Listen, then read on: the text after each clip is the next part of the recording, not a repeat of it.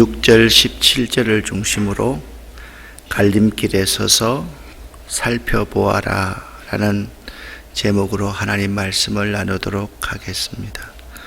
오늘 우리에게 주시는 하나님 말씀을 읽기 전에 여러분과 제가 어제 말씀 나누었던 변화된 사람의 세 가지의 특징에 대해서 한번 체크를 해보기를 원합니다. 변화된 사람은요, 진리이신 예수를 바로합니다. 변화된 사람은요, 자신의 부족함을 철저하게 고백합니다. 기독교가 타 종교와 다른 것은요, 은혜를 받고 나면 자기 부정을 하게 됩니다.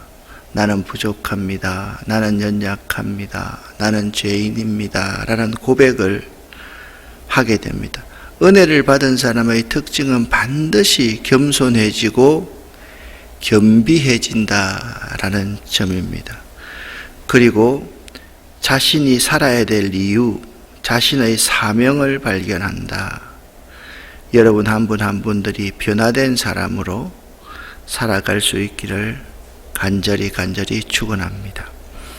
오늘 본문인 예레미야 6장에서는 남왕국 유다의 죄악과 하나님의 말씀에 대한 거부, 이 거부는 결국 심판을 확정지었기에 야만적인 침략자들, 바벨론의 야만적인 침략자들의 비참한 고통 속에서 시온, 예루살렘, 유다의 신앙의 중심은 이미 돌이킬 수 없는 모습으로 예언되고 있는 장이 예레미야서 6장입니다. 예레미야서 6장 16절과 17절 말씀을 여러분과 제가 함께 읽어보겠습니다. 여호와께서 이와 같이 말씀하시되 너희는 길에 서서 보며 애적 길 곧 선한 길이 어디인지 알아보고 거리로 가라. 너희 심령이 평강을 얻으리라 하나 그들의 대답이 우리는 거리로 가지 않겠노라 하였으며 내가 또 너희 위에 파수꾼을 세웠으니 나팔 소리를 들으라 하나 그들의 대답이 우리는 듣지 않겠노라 하였도다. 아멘.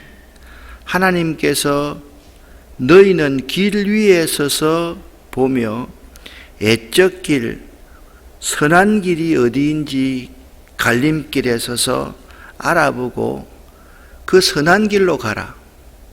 그랬더니 유다 백성들은 이렇게 대답합니다. 우리는 그리로 가지 않겠노라 라고 이야기를 합니다. 또 하나님이 안타까운 마음으로 내가 너희를 위해서 파수꾼을 세웠지 않느냐. 그 파수꾼의 소리를 제발 한번 들어보라 라고 하니까 우리는 듣지 않겠노라 라고 유다 백성이 대답하였습니다.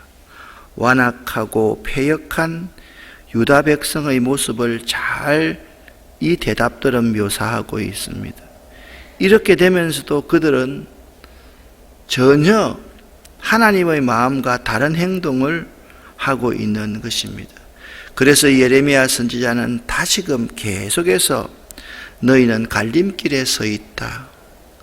너희가 행할 길이 어떤 길인지 갈림길에서 잘 살펴보아라.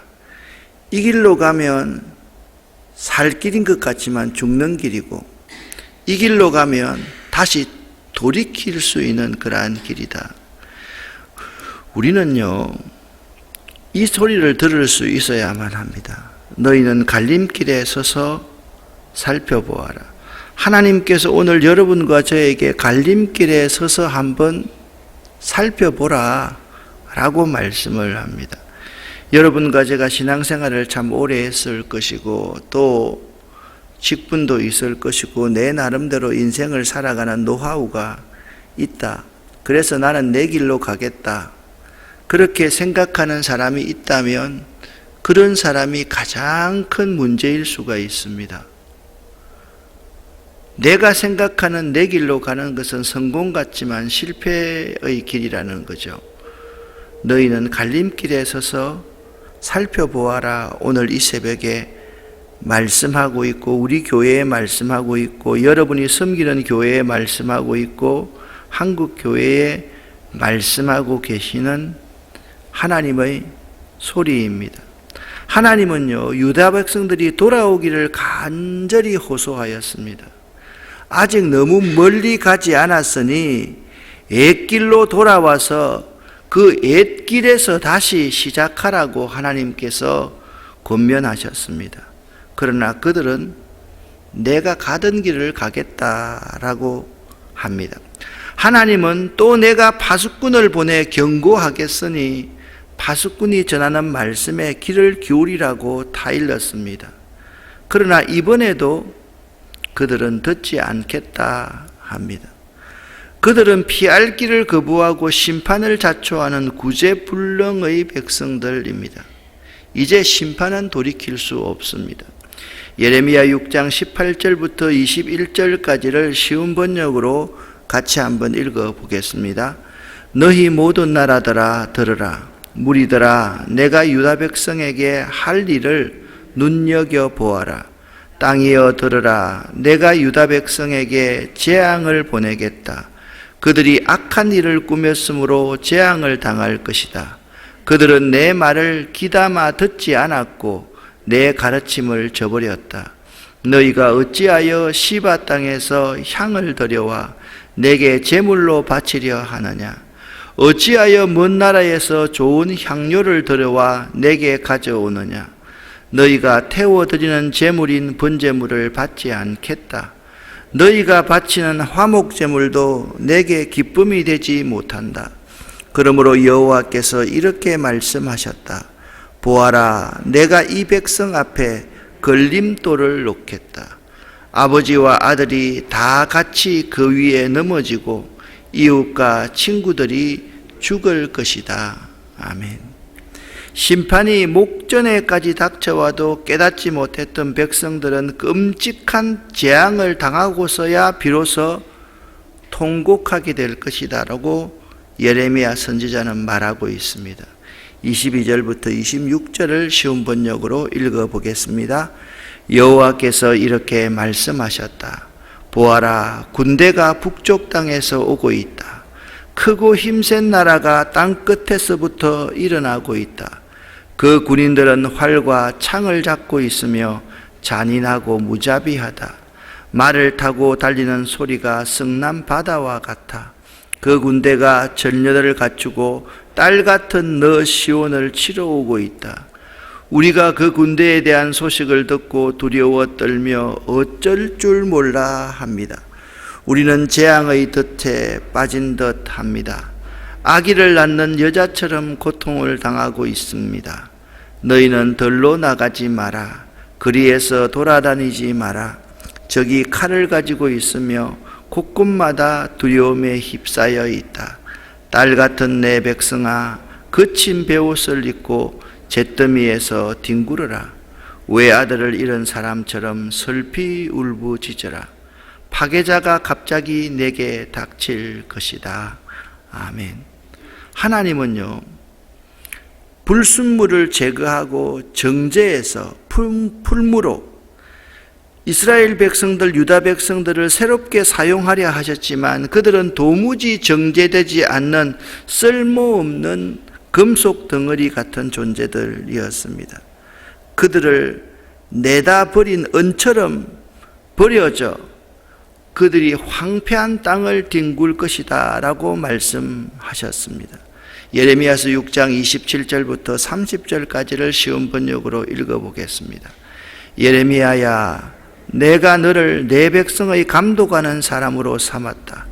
너는 이 내 백성 가운데 요새와 같이 살피는 자가 될 것이다. 너는 내 백성의 행동과 생활을 살피고 쇠붙이를 검사하듯 그들을 자세히 조사해야 한다. 내 백성은 모두 나를 배반했다.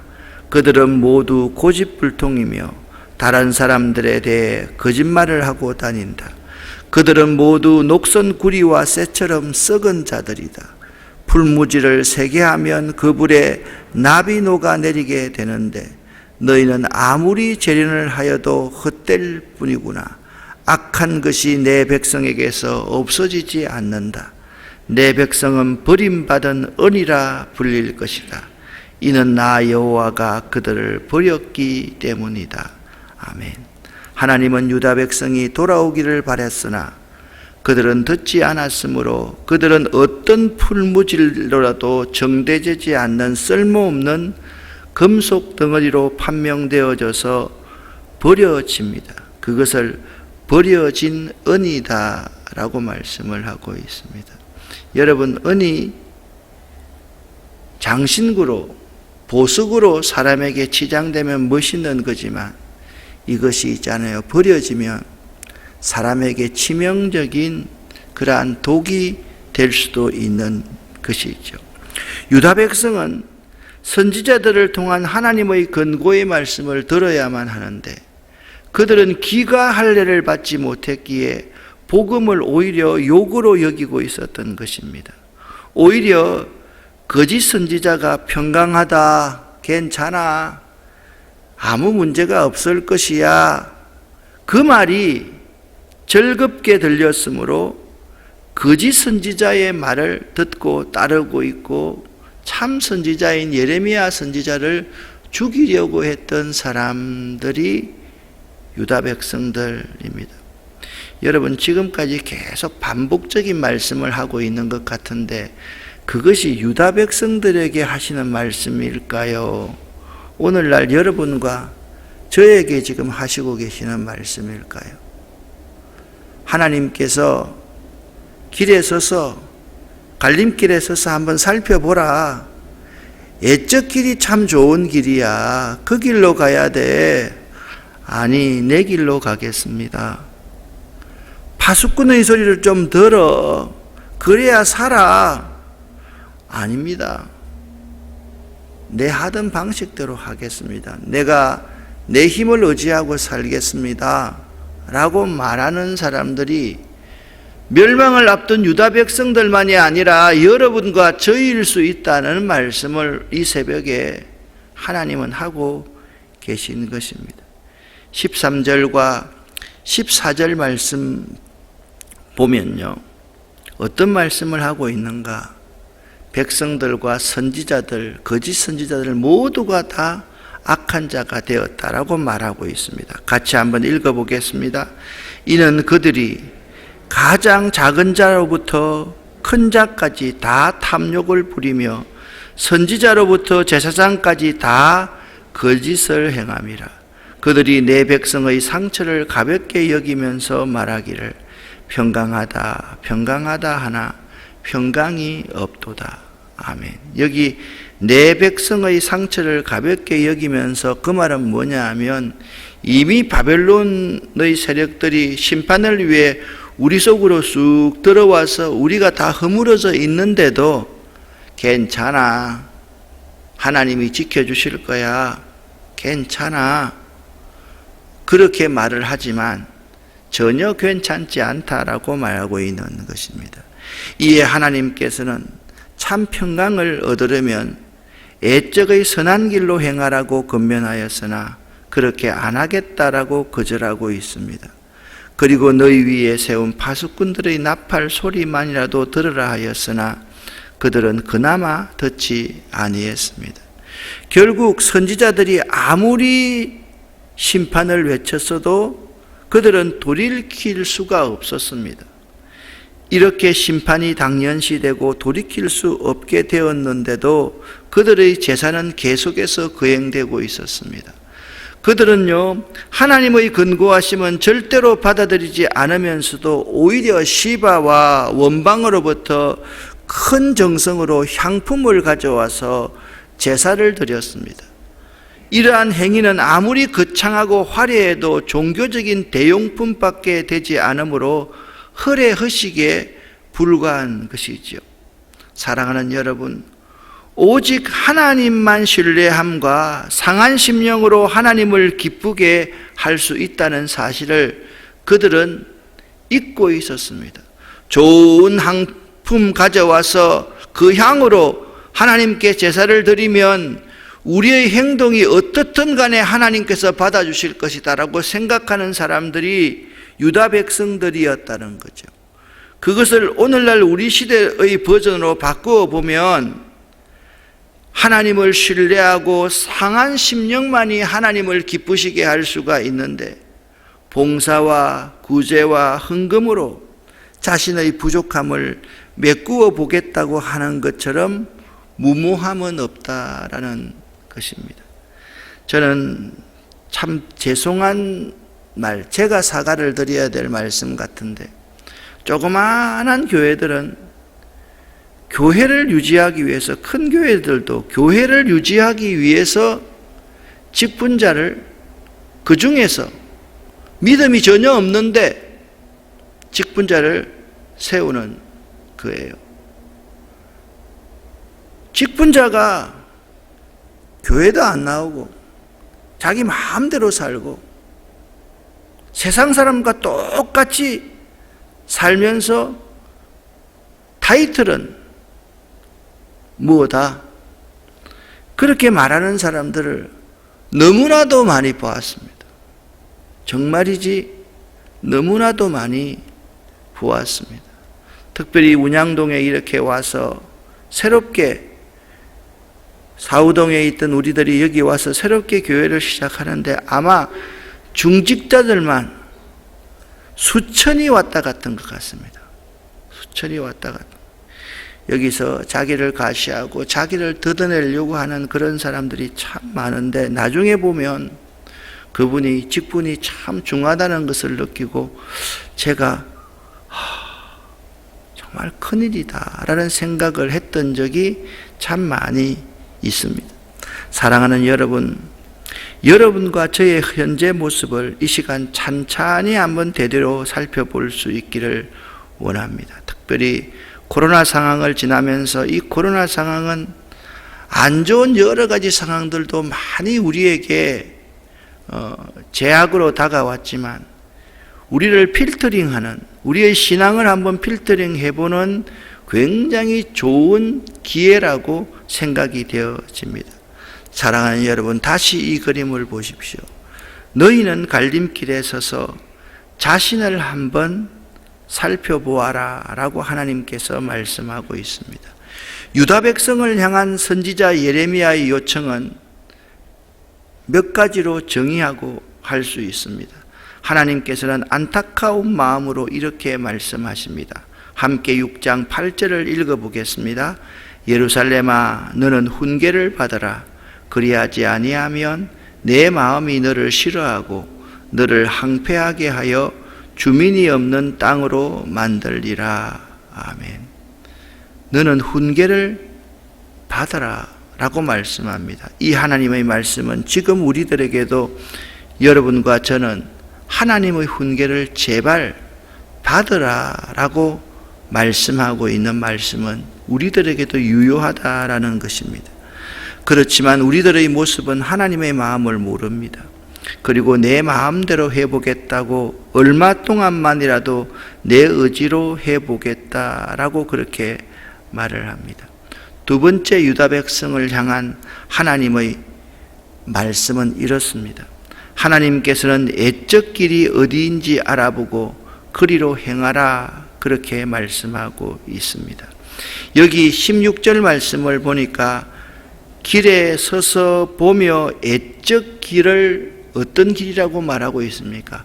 곧 선한 길이 어디인지를 알아보고, 그러니까 애적 길은 선한 길인 것입니다. 보통은요, 옛날은, 과거는 안 좋은 거고 새로운 것이 좋은 것이라고 말을 할 수가 있는데, 여기서 애적 길이라는 것은 출애굽하여서 그들 스스로가 하나님과 언약을 세우고 하나님과 함께 시작했던 그것을 애적 길이라고 말하고 있습니다. 그것을 오늘날로 적용을 해보면 이렇습니다.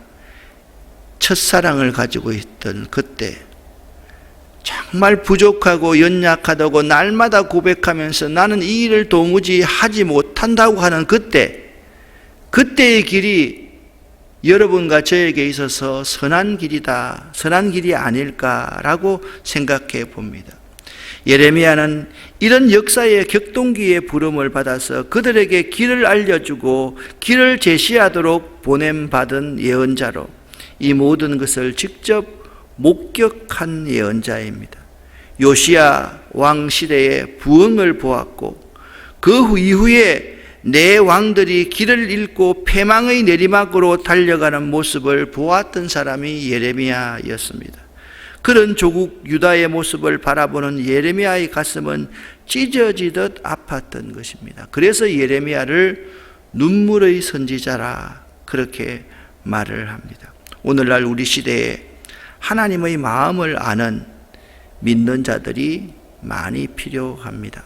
바로 지금 또한 예레미야와 같은 예언자가 많이 필요합니다.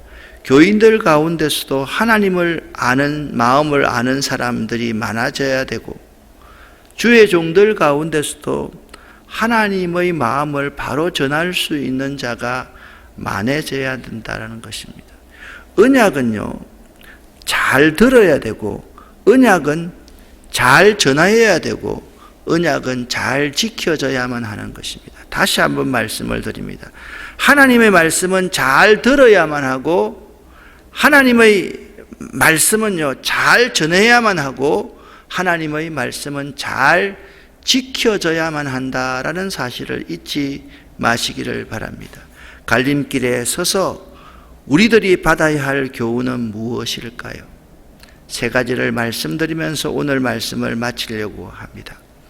같이 한번 읽어보겠습니다. 우리들이 하나님의 구원의 은혜를 입은 자들이라면 유다 백성의 불순종과 교만을 따르지 말아야만 합니다. 하나님의 말씀을 잘 듣고 돌이켜야만 합니다. 아멘. 갈림길에 서 있는 우리들이 받아야 될 두 번째 애적 길로 가야만 합니다.